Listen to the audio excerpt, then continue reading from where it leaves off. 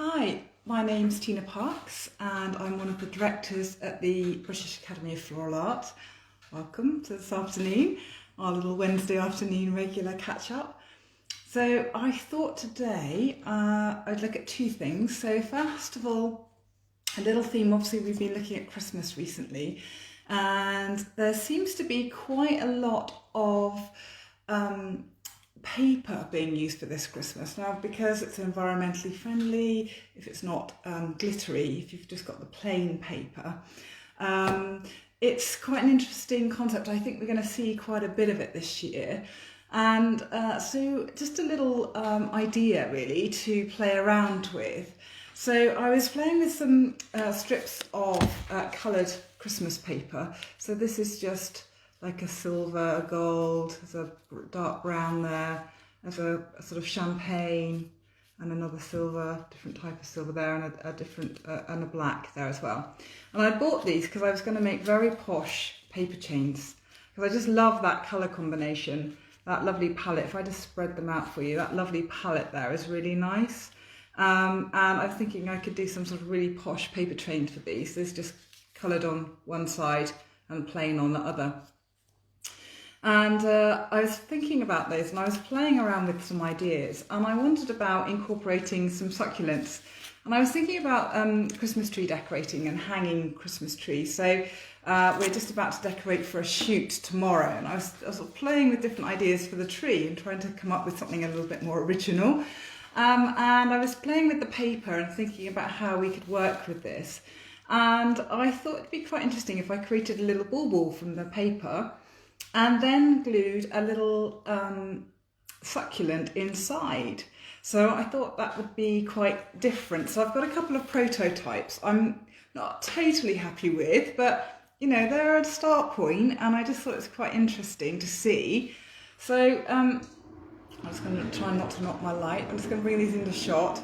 So I don't know if you can see those. So I've done one with the gold paper and I've done one with this lovely champagne paper, and you can see there's a little succulent sitting in there. It's quite cute. And it's just the paper. So I've just glued the paper back onto itself, so it's coloured on both sides. I was thinking if you needed it a bit stronger, actually this is quite strong. It'd be interesting to see. I'm going to leave it hanging for a day or so just to see if it stretches. But it's fairly firm actually, but you could sandwich a little bit of a light fine cardboard in between, or you could sandwich a wire in between, I was thinking. But I just thought they were quite cute really, just so, you know, little made paper bauble there with the little succulent inside. I'm thinking about how to dress the top. So this one, you can see I've just threaded the thread through the top of that just to hold it and tied it underneath. You can't really see that. And this one, I've just covered that by putting a little star on the top, which I think is neater. So I just need to think about how to finish the top of that off. Also on this one, what I've done is I've also used a little gold pen and just gone along the edges of the paper so that it's gold all the way around. This one doesn't notice so much, but that one noticed a little bit, the white edging on there, so that just sort of makes that dissipate and not be so obvious. But I just thought that was quite cute. It can just show off a little succulent in there if you can just see him inside. So I just thought it was an interesting little idea. And the paper idea has sort of been playing around in my head for a while because we actually did it with Gregor in Montpellier 3 years ago. And I made a little paper Christmas tree, which I was really proud of. And I need to get hold of some of the natural paper that I used to make it with. I think it wasn't Kyogi paper, which is a Japanese paper, but it was a type of paper. So I might need to just text Gregor and just remind, or Didier who organised it, remind me of the paper we used because we tore it up and made trees. But the other way that you're seeing Christmas done with the paper is the book folding, which is quite cool. So you just take an ordinary novel and you fold the pages, and you can either leave it so that it's sort of folding into the book, or you can keep going all the way around. And then you actually will, and I finished this, I've got a bit more to do yet, can you see? There's a few more pages there to go. Once I've finished it, it will make a completely three-dimensional tree that can sit on my fireplace, which is quite sweet. And then you can do all sorts of little things. You can dust them. I put some little stars in them. One that I just mocked up earlier, and that was quite cute. Just a little dusting of snow is quite cute. Something quite simple is quite nice with this, because the texture's in the paper and all the folded, and sort of I've chosen a little romantic novel because I think Christmas is quite romantic. So it's quite a nice way of using up a book. That obviously this one has been around all the family. Everybody's read it. And it's quite old. It's been on my bookcase for a long time now. So, a sort of fairly reasonable, cheap novel is a good way of using the book, really, to create these little Christmas trees. So I thought those would be quite cute. So I think there's going to be a little bit of interesting work with paper this Christmas. So I'm going to carry on having a little play and see what else I can come up with. So let's see what I can create for next time. So the other thing I wanted to show you, a little quick design I thought might be quite interesting. I was doing my first first Zoom demonstration yesterday. So a lot of the clubs, obviously, I had booked with demonstrations booked with them, and of course where we are now we cannot do those. A lot of the ladies are older ladies and therefore, the higher risk as well. And I can't do it at the moment either with my health conditions. So the Zoom idea, that one of the clubs came back to me and said, "Hey, Tina, would you be up for trialling a Zoom demonstration?" So I was like, yeah, okay, let's go. Let's give it a go. And we were just having a little trial yesterday with Totnes Club. So thank you very much for inviting me to do that. And we just making a few ideas. We were looking at the Cabana again, which is really nice and popular.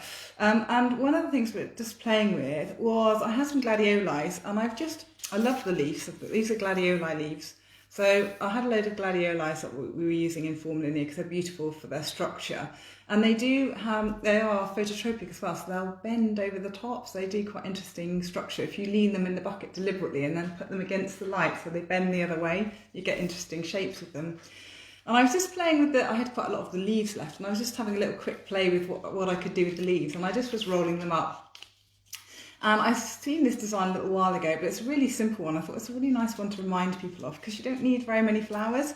So I just created in my bowl, I've just rolled up my leaves. So if you can see there, just flat in the bowl. And they just create little pockets of interest. And then we can just add a couple of flowers. So I've still got some beautiful passion flowers. Look at the colour of this chap. He is so pretty, isn't he nice? Just picked him from my garden. Just lovely. I just love them. They're so beautiful, and the structure is so gorgeous of them. So I'm just tucking him in. Let's see. I'm just going to weave him in. Let's go that way, I think. So I'm just going to tuck him in. And so he's just resting on top of if you can see that, he's sitting on top of so I can fill this with water so it can take a drink, but it's just sitting on top of the stems there. So it's just resting out of the water. So a lot of flowers quite like that because they're not actually physically sitting on the top of the water, but they're just still able to drink because the stalk's down into the base there. And then if we just add, let's have a look. Let's see, actually, let's go this way. If we add a couple of the fruit, so these are the fruit from the passion flower, these guys. So this is the little fruit that comes. So they go really big. This is a baby one. And then they go beautiful orange colour, which is stunning at this time of year. So they start off green and then they go really orange. And they get about twice that size when they're fully grown. So this is just a little baby one. So I can just place those in. And then they just add a little contrast of texture there and form as well. So just tucking two together underneath the flower, and then just rest him back on top so the petals come over the top of them. And then one at sort of slightly lower down. So just take your eye down through. Lovely. Let's see if you'll stay. So I've got two at the top there. Can you see that? And then I've got one further down. And then I'm just going to add a tiny little piece of the vine. I love these little tendrils on here. Just to add a little detail that can go through and just link those separate passion flower fruits together. So I'm not effectively saying that they're growing on that vine, but I'm just saying that there's a link there between the fruit and the vine. So the vine's just trailing just down, Just see them sitting over the top of that bottom run. So it just adds a little bit of detail, just gives a little bit of contrast to the very solid set circular forms. Then we've got our lovely repetition with our circular fruit here, which won't stay because they'll float, so they'll just sit nicely in the water once I've got that going.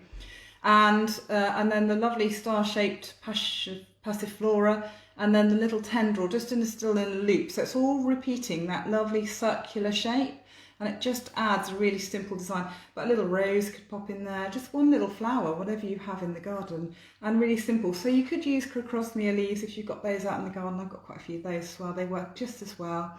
Or phormiums, or anything that's flexible and soft that you can just twizzle around, and then it just creates a nice base for your design then. So that was really interesting. It was really good. A good thing to note was that it's easier to do smaller designs because it's difficult to get the scale in. So really, normally for demonstration work, we're working on a big scale, and for this, I definitely need to choose smaller designs. That was my lesson learned from yesterday. So, thank you so much for joining. We've had loads of people there. Hi Terry again. Hi Jackie and Demi. Hi Demi. Demi did our interior at our academy. She designed our interior and the colours and everything in the academy, which is really gorgeous. So thank you very much for that. Lovely, thank you. So the other little thing I'm just going to have a quick mention on was the next unit for our level Masters units, that's level 4 and 5. It's going to start in January, so I thought I'd give you a little insight into what we're going to be covering. So I thought we could have some quite fun. I thought let's go with a little bit of a different concept. Lots of people have done this through competition work and big event work. I know Jo Massey did a beautiful dress. And obviously the RHS girls, the girls who did for the Chelsea have done a floral dress. I've seen it done for different magazines and things. And people, it's quite something that just draws your attention. So we just thought we would do a floral couture unit, master unit for the level 4s and 5s. So we're going to be looking at anything that's wearable, that's floral. So we're going to have a go of a dress. We're going to play with all sorts of different floral designs that can be worn in lots of different ways. So we're going to be inspired by, I've been inspired by lots of amazing floral designers like Francois Weeks and Wendy Andrade for the jewellery, and Wally Clate as well. She's a German florist. She's started lots of sort of floral jewellery way back in the past. In the 2000s, I think she was doing it very early on, and many more. So we're going to have a go at a floral dress, or a large scale piece, and then we're going to do some designs created and inspired by fashion as well. So we're going to look at fashion designers, and we're going to let them inspire us to creating some really interesting floral designs. So hopefully that will be really interesting. So we're going to look at the insights into little tips and tricks about creating mechanics, lightweight mechanics, because I think wool's got to be super light, and also longevity of material. How can we keep the material longer? How can we use it in a way that keeps the material in a really good condition and shows it off to its best? So that's going to be our next unit. That's going to start in January. And we've only got a few places left on that, so if you are interested, have a quick look on our website. All the details are there. See if it's something that you might like to do, and if you would, then please do book on. We'd love to see you. So thank you very much. We've got lots of fans drawing. Thank you very much. Judy Spires joined, and Wendy, and lots of lovely people. So that's pretty much from me. I'd love to hear all your comments about the. I'd love to hear all your comments about the beautiful designs that you've been making, so inspired by, and also ideas. If your thoughts on paper, really lovely to see different ideas coming in. So if you've got any ideas that you're happy to share, please do just drop us an email or a text, or message us. We love to see them. So thank you so much for joining us. And we are super busy this week. We've got lots of things going on. We've got a nice photo shoot on Friday, which is very exciting, keeping it under covers for the minute. but it's going to be on Christmas. So decorating the tree already, which seems very, very early, but obviously we have to do these things for the shoots ahead of time. And this is fairly late really, but it's really good. I'm ready for it now. So I'm really looking forward to doing that. So we're going to get that done tomorrow. So Christmas tree decorating tomorrow. And also we've got a little photo shoot for some magazine pictures as well. So we're going to get those done tomorrow as well. So thank you so much for joining us. We love seeing what you're up to, and keep in touch with us. And I'll be back again on next Wednesday looking at some little different bits and pieces. So I'm going to keep it under wraps for a minute. We'll announce it at the weekend. So keep listening, keep watching, and we will see you again soon. Thank you very much. Bye-bye.